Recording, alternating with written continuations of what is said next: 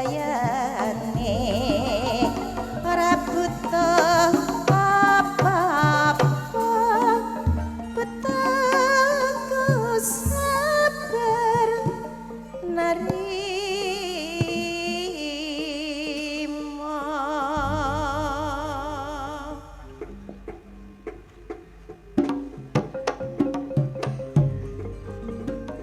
ya mas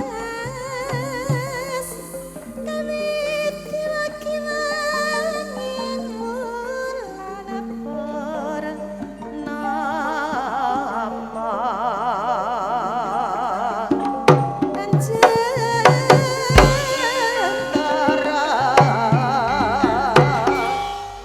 Rinenggo kahormatan ingkang tanpa upami ngaturi sugeng siang saha sugeng pepanggihan kalian keluarga ageng sandiwara ketoprak wahyu manggolo ingkang dipun pimpin panjenenganipun Bapak Mogol kanthi alamat Desa Tanjung Sari Kecamatan Jakenan Kabupaten Pati Bumi Minatani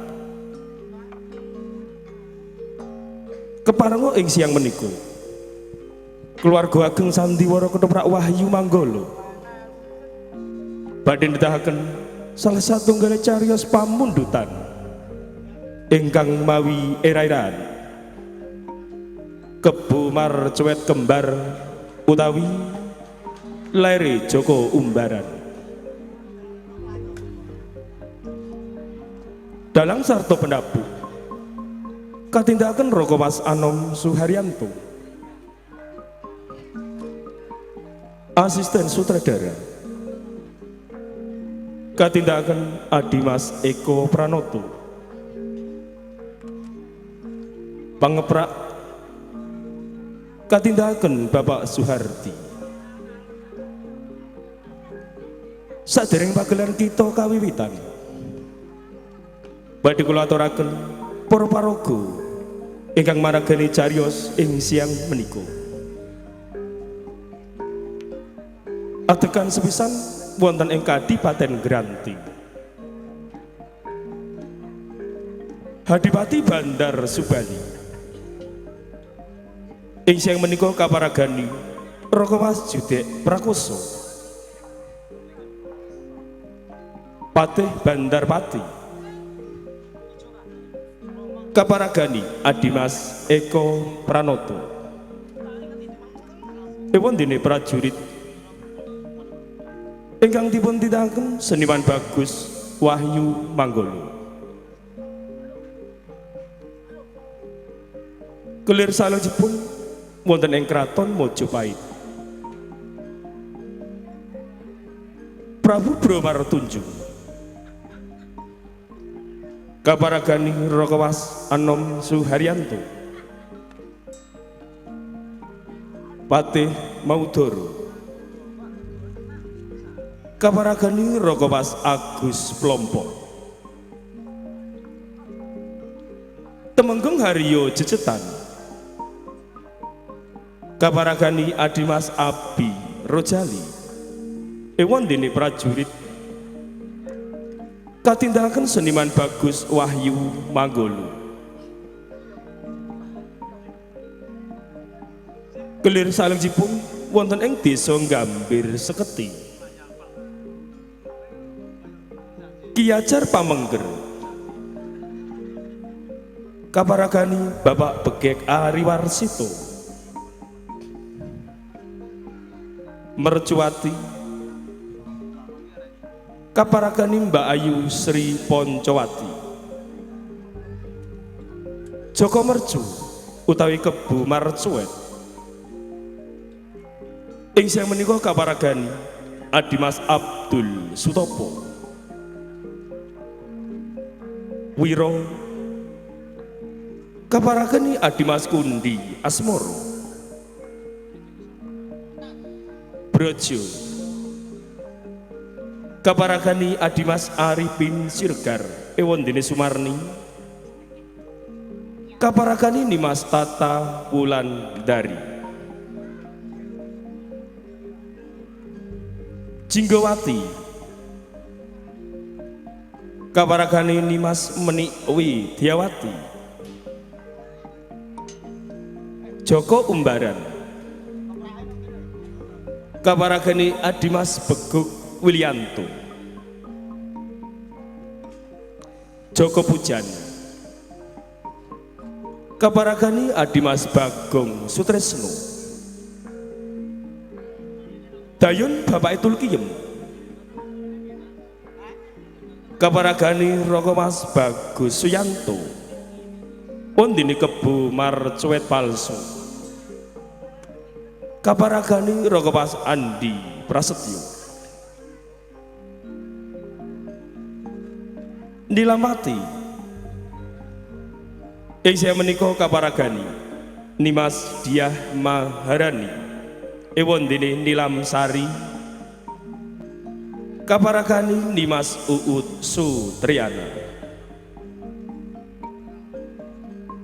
repat utawi dagelan ingkang badhe nglipur manah panjenengan sami panjenengan badhe dipun lipur trio Pelak Wahyu Manggolo ingkang dipun tindakaken Cak Sendor Adimas Rokim sarta Bapak Mogol wondene emban ingkang dipun tindakaken Ciciup Arum Somplak kabiyantu Siswak Indah Kalola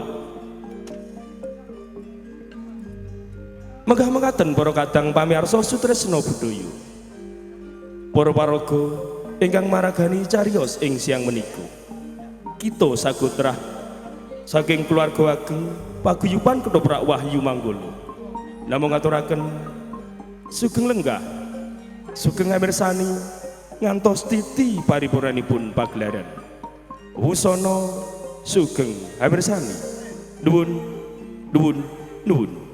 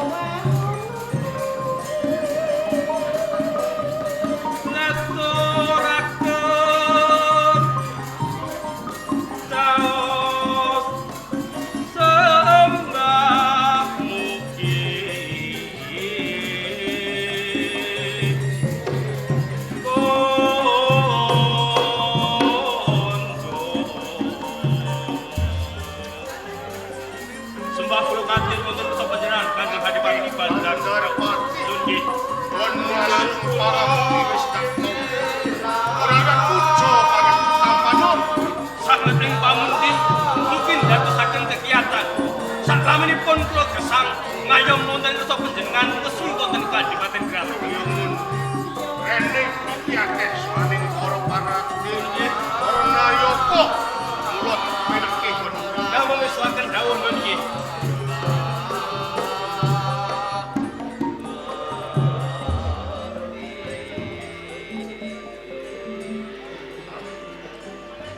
Kabeh prajurit ing Kabupaten Grati. Ora pilih siji antaraning loro. Kowe kabeh padha ngaturake sembah pangabekti wis tak tampa. Ora liwat uja pangestu tampanon. Sangat anggen kula mugi dadosaken jimat kula. Kejaba sapa kuwi panjenenganku bakal mundhut pirsa. Piye? Ngenani kewajiban sing tak sampaiake marang pundak kiwalan tengen. Coba matur dewi-dewi. Ngene nggih, kewajiban kula naliti sedaya pisanan prajurit. Iya. Sakmenika sampun son Pak Andar Kabupaten Grati Kanjeng. Iya. Kewajiban kula namung golongan sedaya prajurit pandangan enggal. Semak menika sampun trampil ugi treginas. Kaya ngono. Nggih. Kok upama sak wanci-wanci aku pengen nggelar jajan kepiye? Kula aturi panjenengan badhe lungguh cegrang sila tumpang. Iya. Namung kula sak kanca badhe nupes tapis musuh tanpa tilas. Bagus. Kewajiban kula jagi gedung pusaka wonten Kadipaten Grati. Iya. Sakmenika boten wonten salah setunggalipun pusaka ingkang anis. Mbok menawi wonten salah setunggalipun pusaka ingkang anis, jangga kula dados kantoripun. Bagus. Nggih. Kewajiban kula jagi ketapel wates ana ing Kadipaten Grati Kanjeng. Ngantos dinten niki mboten enten pawongan utawi tamu ingkang badhe lumebet. Kok upama ana tamu sing arep mlebu ing Kabupaten Grati nanging tanpa tapak asmaku kepiye? Nggih mboten kula keparengaken lumebet. Apa sebab? Kuwatosipun pawongan menika dom sumuting banyu.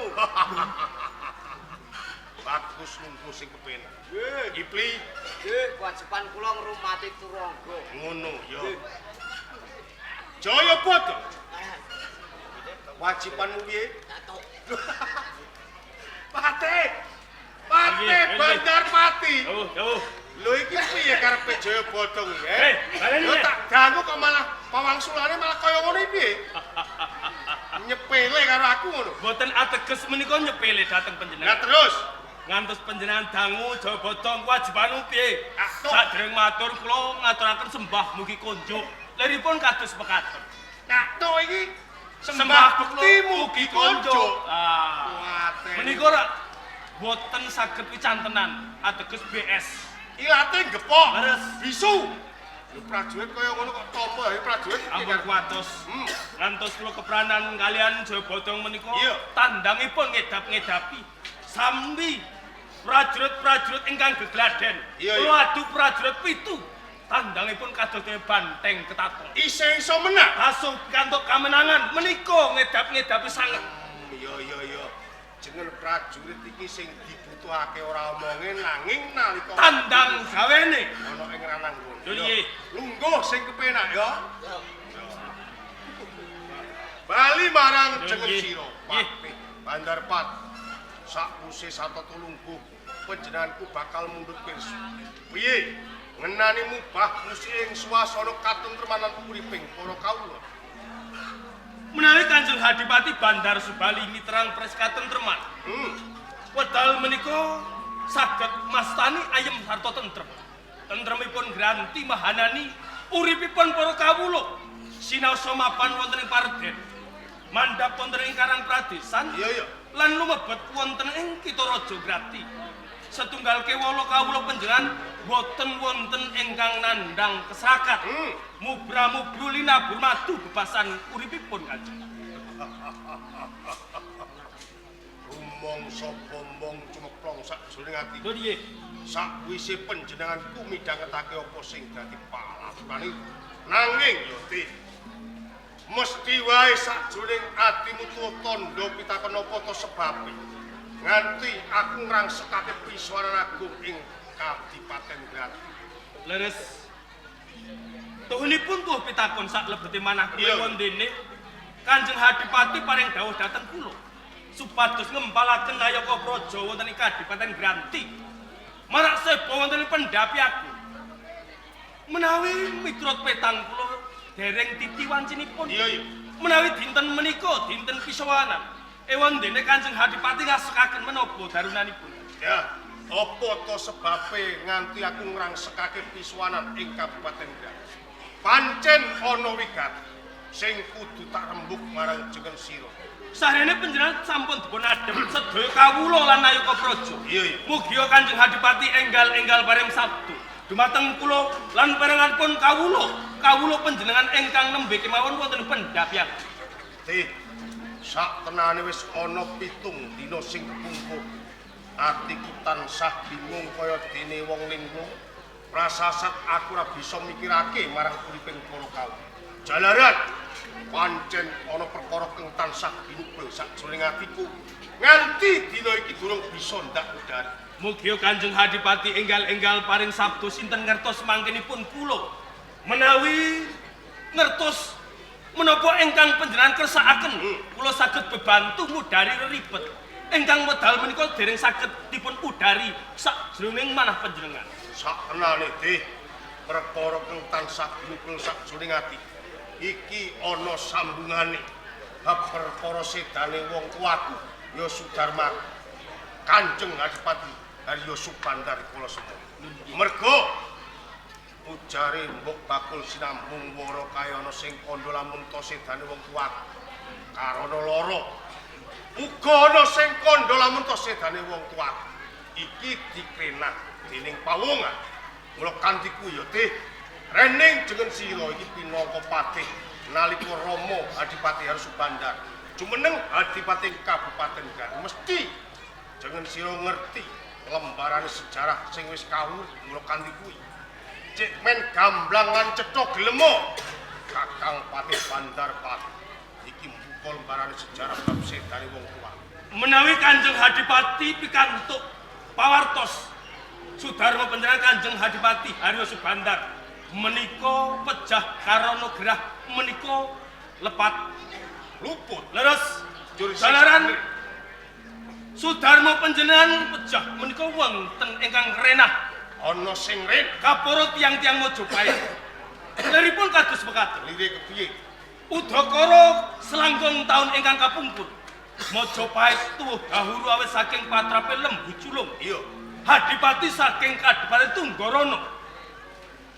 Kawula Mojopahit sami salang tunjang boten saged ngendharat kridane si Lembu Culung kala wau sak temah ngedalaken senopati agol-agole Mojopahit kang sesilih Rangga Jampi. Ewan dene Rangga Jampi uga pejah gugur wonten ing tengah Ranggana. Rumas keges penggalih Sinon Prabu Bromatunjuk. iya Sak temah nganakaken sayembara sinten kemawon. Cilik ngendhal gedhe maten Lembu Culung. Badhe nampi nugraha saking ngersa dalem Sinon Prabu Bromatunjuk. Menawi salah satunggal kadang Hadipati utawi Nerpati badhe dipun iming-imingi dipun ganjar ananipun bumi mutian Kanjeng. yo sapa sing wani muku sae Rikala semanten kathahipun kadang hati pemancat boten kuawi lan boten saguh mupu sayembaranipun Sinon Prabu Bromatunjuk. Wonten salah satunggal pawongan ingkang congol sumangga badhe nentremaken praja Mojopahit sak kukupan. Boten sanes namung Sudarma panjenengan Kanjeng Hadipati Haryo Subandar. iya Sarene sampun dipun sampiri senopati perang wonten ing praja Mojopahit. Sak temah jumangkah tumuju wonten Tunggarana. Tanding yuda kaliyan Lembu Culung pikantuk adeling jagat lan dipun jangkung lawan Bathara. Sudarma panjenengan pikantuk kamenangan. entuk kemenangan Lembu Culung gugur wonten tengah Ranggana iya dipun tigas janggalipun. Lelamban-lelamban menika sampun gangsal taun ingkang kapungkur. Ngantu-ngantu kekocah dalem Sinon Prabu Bromatunjuk. Nanging emanipun dereng dipun paringaken dhateng Sudarma panjenengan. Kula piyambak nderekaken minggah wonten pendhapi agung ing wujud. Namung badhe nyuwun ganjaran ingkang rikala semanten dipun sabdakaken Sinon Prabu Bromatunjuk. nagih janji Leres nanging emanipun Kanjeng Sinon Prabu Bromatunjuk awel badhe caos ganjaran dhateng Sudarmo panjenengan Kanjeng Adipati Haryo Subandar Kosman. Leres malah kaporo rumaos dipun apusi sak temah barang ngamuk wonten Pendapi Agung Mojopahit. Sahene Sudarmo panjenengan menika namung batang saduku. Dipun adhep peranganipun para sentana ning Praja Mojopahit. Gampil anggenipun dipun rangket. Malah kaporo dinakwa badhe nunggak semi kalih patrapipun Lembu Culung Sudarmo panjenengan. Sabdo dalem Sinon Prabu Brahmatunjung. Kaanggep lepat nggo peranatan wonten ing Mojopahit tabuh 8 enjang. Kanjeng Adipati Haryo Subandar dipun gantung wonten ing alun-alun. Digantung ning alun-alun. Cariyosipun kados mekaten.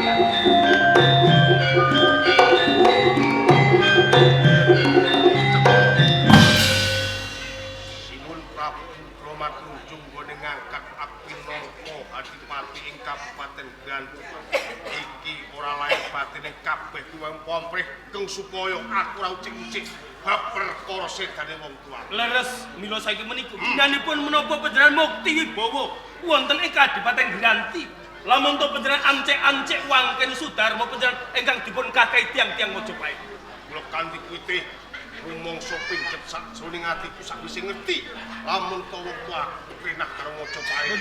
Mula wiwit dina iki kowe kabeh pinangka dadi paseksen, aku mbale lo, Bale lo. Kula sarujuk menawi bali mengking pranatan sae kraton Mojopahit. Amit kula ngesuwan Kakang. Sopo?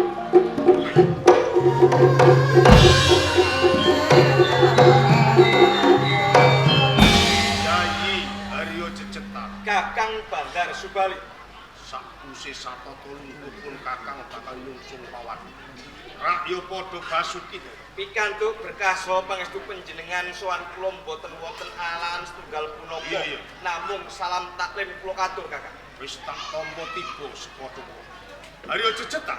Inggih. Kok awan gandang kaya ngene jeneng sira munggah ing pendopo Kabupaten Gran. Kabeh kuwi mau apa pancen jeneng sira ngelengake apa pancen ana wigat? Pancen wonten wigatos. Yur apa wigat? Aurat nampi dawuh saking kesesime Prabu Brahmatunjung Iya. mantar Kakang Patih Maudara. Kang supados nanjehaken kapetang sampun 3 pisowanan. Sekawan ngancik Iya. Kakang Bandar Subali boten sowan wonten ing negari Mojopahit. Oh kuwi perkara nggon kurasowan ing Kraton Mojopahit. Inggih, Jecetar. Blak utang terus terang tanpa tedeng alingan. Apa to sebab nganti 3 pisowanan agung aku rasowan ana ing Kraton Mojopahit. Cetane dina iki aku mbale lo saka Kraton Mojopahit. Balelo.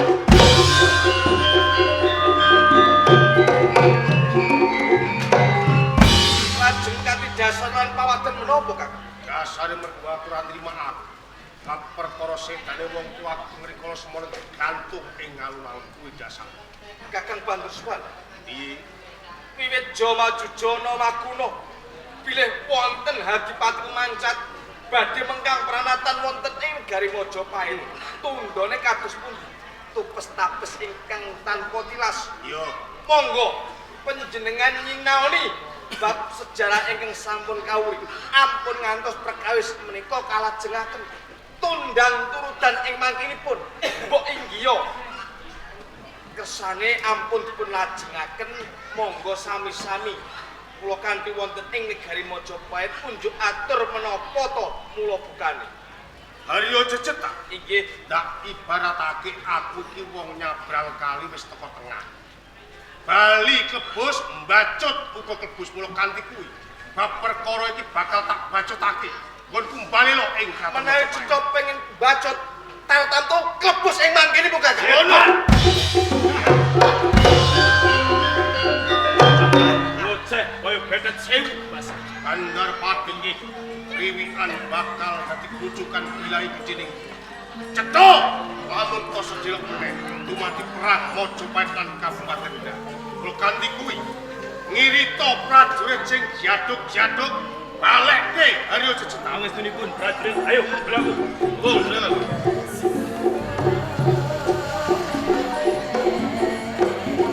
Gendiran aku.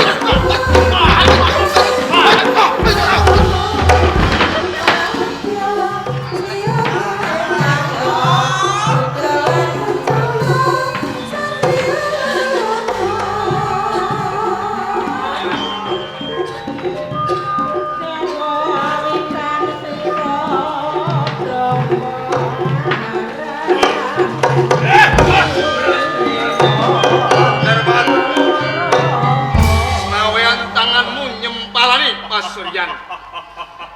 Mergo delangap-delangap pangucapmu jejetan nalika ana pendopo agung Ranti. Saiki gumantung kowe. Lamun toko isih betah nyawang endahe jagat, baliyo menyang Mojopahit. Cacing kapidakmu kelop neh aku menungso sing den rasa. Lah kowe kuwi wong apa?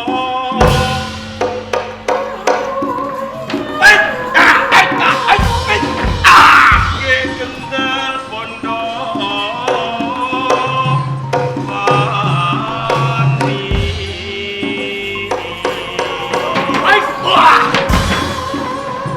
Yen nyoto sira prawira.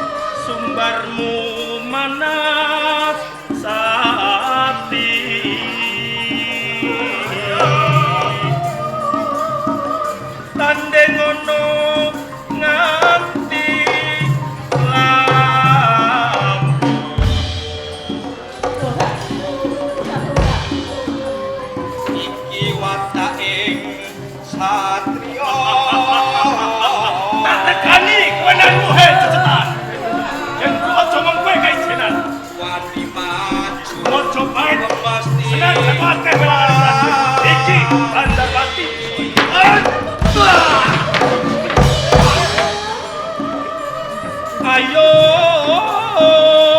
maju.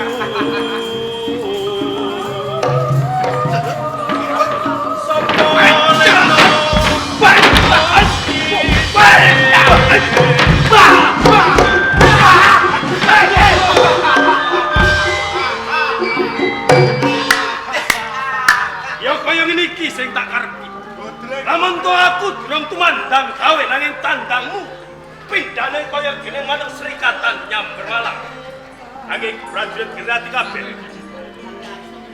Amon to dina iki kowe antuk kamenangan.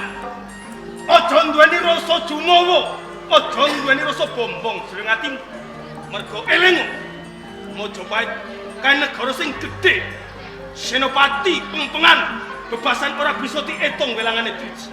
Apa menah prajurit 5.000 sing tak jaluk kelawan kowe kabeh.